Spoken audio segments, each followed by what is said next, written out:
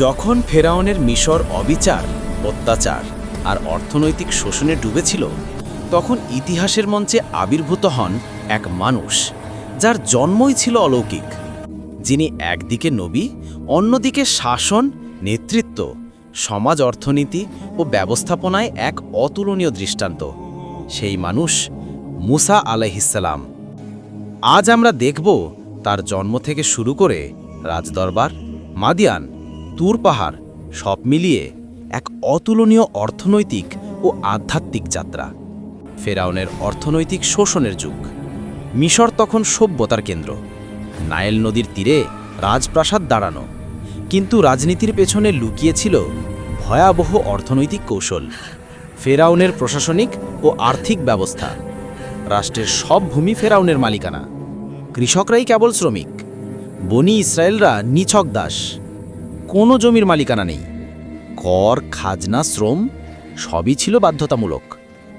ফেরাউন অর্থনৈতিকভাবে একটি ভীতি নিয়ন্ত্রিত ব্যবস্থা গড়ে তোলে। ফেরাউনের দুনিয়ায় মানুষ ছিল দুই শ্রেণীর: এক, ক্ষমতাবান শাসক গোষ্ঠী; দুই, শ্রমে পিষ্ট সাধারণ জনতা। অর্থের চাকা ঘুরত বনি ইসরায়েলের শ্রমে, কিন্তু তাদের কোনো মূল্য ছিল না। নবী মুসা আলাইহিসসালামের জন্ম ইতিহাসের সবচেয়ে অলৌকিক ক্রাইসিস ম্যানেজমেন্ট। অর্থনৈতিক কারণে শিশু হত্যা। ফেরাউন খবর পান বনি ইসরায়েলের একজন শিশুর হাত থেকে মিশর হারাবে তার ক্ষমতা। রাজনৈতিক ভয় তুলো অর্থনৈতিক ভীতি, অর্থনৈতিক ভীতি তুলো শিশু হত্যা নীতি। ফেরাউন শিশু হত্যাকে রাষ্ট্রীয় অর্থনৈতিক নিরাপত্তা নীতি বানায়। মুসা আলাইহিসসালামের জন্ম। মা যুগ যুগান্তের সেই দোয়া করেন, হে আল্লাহ, আমার সন্তানকে তোমার কাছে অর্পণ করলাম। আল্লাহ তার অন্তরে এক অনুপ্রেরণা ঢেলে দেন, তাকে দুধ খাওয়াও, ভয় পেও না, আর যখন আশঙ্কা করবে তখন তাকে নদীতে ভাসিয়ে দিও। একজন মায়ের এই ত্যাগ ইতিহাসের সর্বশ্রেষ্ঠ অর্থনৈতিক নিয়ন্ত্রণ ব্যবস্থারও চেয়ে বড়। মুসা আলাইহিসসালামের নৌকা ভাসানো মানবজাতির সবচেয়ে আবেগভরা মুহূর্ত। মা শিশু সন্তানকে একটি কাঠের বাক্সে রাখেন। ফুটন্ত অশ্রুধারা, বাতাস থমকে যায়, নাইল নদীর ঢেউ থেমে যায়। এই নদী তাকে হত্যা করবে না, বরং রাজপ্রাসাদেও পৌঁছে দেবে। এটাই ছিল আল্লাহর অলৌকিক পরিকল্পনা। মুসা আলাইহিসসালামের শৈশব, রাজদরবারে অর্থনীতি, রাজনীতি ও প্রজ্ঞার শিক্ষা। মিশরের রানী আসিয়া আরদি শিশুটিকে দেখে প্রেমে পড়ে যান। আমার এবং তোমার চোখের শীতলতা এই শিশুটি। ফেরাউন কিছুক্ষণ চিন্তা করে, কিন্তু আল্লাহ তার হৃদয়কে নরম করে দেন। রাজদরবারের শিক্ষা। মুসা আলাইহিসসালাম ছোটবেলা থেকেই যে শিক্ষা পান: সামরিক কৌশল, মিশরীয় প্রশাসন, অর্থব্যবস্থা, রাজনীতি, নেতৃত্ব, জনসংখ্যা ব্যবস্থাপনা, কৃষি ও পানি বণ্টন, খাজনা ও রাজস্ব নীতি। মিশর ছিল সে সময়ের অর্থনৈতিক সুপার পাওয়ার। মুসা আলাইহিসসালাম সেই সুপার পাওয়ারের প্রশাসনিক স্কুলে বড় হচ্ছিলেন। অর্থনৈতিক অসাম্য তার মনকে পোড়ায়। বনি ইসরায়েলদের দেখলে তার বুক জ্বলে ওঠে।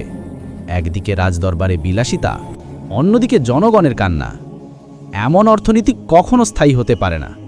এই অনুভূতি তাকে পরবর্তীতে ন্যায়নীতির যোদ্ধা বানায়। ভুলে করা হত্যা ও রাজনৈতিক সংকট। ঝগড়া, অন্যায়ের বিরুদ্ধে দাঁড়ানো। একদিন তিনি দেখলেন এক মিশরীয় একজন ইসরায়েলিকে নির্মমভাবে মারছে। মুসা আলাইহিসসালাম এগিয়ে গেলেন। মাত্র একটি ঘুষিতে মিশরীয়টি মারা যায়। এটি ছিল দুর্ঘটনা, কিন্তু ফেরাউনের সরকার রাজনৈতিক সুযোগ তৈরি করল। গ্রেফতারি পরোয়ানা ও রাজনৈতিক পালানো। এক ব্যক্তি দৌড়ে এসে বলল, হে মুসা, রাজদরবারে তোমার বিরুদ্ধে ষড়যন্ত্র হচ্ছে, পালাও, এক্ষুনি পালাও। এটাই ছিল মুসা আলাইহিসসালামের জীবনের দ্বিতীয় অলৌকিক অধ্যায়। রাজশক্তির কেন্দ্র থেকে বেরিয়ে অজানার পথে যাত্রা। মাদিয়ান, নতুন জীবন, ব্যবসা, কৃষি, শ্রম ও পরিবার গঠন। মাদিয়ানের অর্থনীতি। মাদিয়ান ছিল কৃষি নির্ভর অঞ্চল, পশুপালন, পানির ওপর নির্ভর বাণিজ্য, নৈতিক ব্যবসা। এই সমাজে ছিলেন শুআইব আলাইহিসসালাম, জ্ঞানী, ন্যায়বান, চমৎকার অর্থনীতি বোঝেন এমন নেতা। কূপের কাছে নাটকীয় দৃশ্য। মুসা আলাইহিসসালাম দেখলেন সকল রাখুলের ভিড়ে দুই তরুণী দাঁড়িয়ে আছে এক কোণে। জিজ্ঞেস করলে তারা বলল, আমরা দুর্বল, মানুষ ভিড় কমলে পানি উঠাই, আমাদের বাবা খুব বৃদ্ধ। মুসা আলাইহিসসালাম এগিয়ে গেলেন। একাই বিশাল পাথর সরিয়ে পানি তুললেন। মাদিয়ানের নারীরা বিস্ময় তাকিয়ে থাকে। এই শক্তি, এই চরিত্র, এ যেন কোনো সাধারণ মানুষ নয়। শুয়াইব আলাইহিসসালামের ঘরে আতিথেয়তা। শুয়াইব আলাইহিসসালাম তাকে স্বাগত বলেন এবং বলেন, তুমি ভয় পেও না, অত্যাচারীদের দেশ থেকে তুমি মুক্ত হয়ে এসেছো। এখানেই শুরু মুসা আলাইহিসসালামের নতুন জীবন। অর্থনৈতিক দায়িত্বে চাকরি। শুয়াইব আলাইহিসসালাম তাকে চাকরির প্রস্তাব দেন।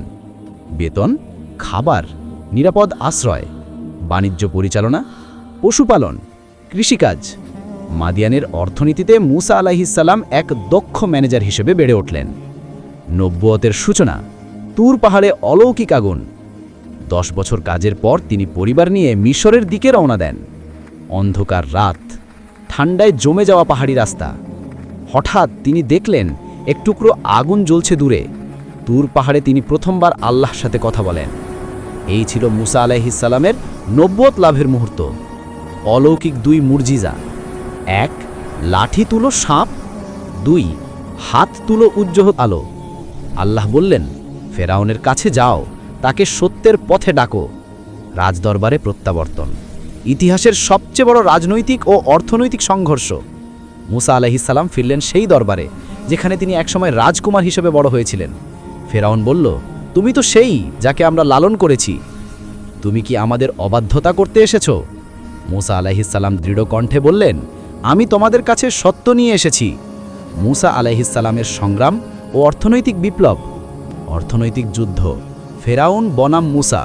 ফেরাউন চায় বনি ইসরায়েলকে দাস রাখবে, অর্থনৈতিক উৎপাদন ধরে রাখবে, শ্রম হারাতে চায় না।